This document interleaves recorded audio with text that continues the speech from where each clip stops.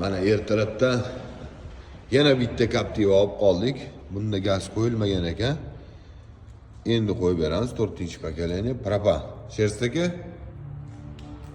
4-pokoleniya propan qo'yamiz bunga. 100%li. Nechtali balon bilan? 61 litrli balon. 100% bo'ladi. Xudo xolisa 100% bo'ladi. Kecha ham bitta qildingiz metan bilan. Uni podkapot zamin qildik. 4-pokoleniyaga berdik. Bunisi polni. Bunisi Noldan.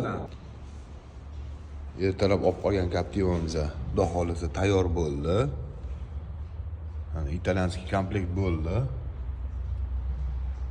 Kimga shunaqa xizmatlar kerak bo'lsa, bemalol murojaat qilsanglar bo'ladi. Hozirgi nomi Captivani polni prashka qilib, chotki yuradigan qilib beramiz. Prashkalar ham yozildi. Xudo xolisa.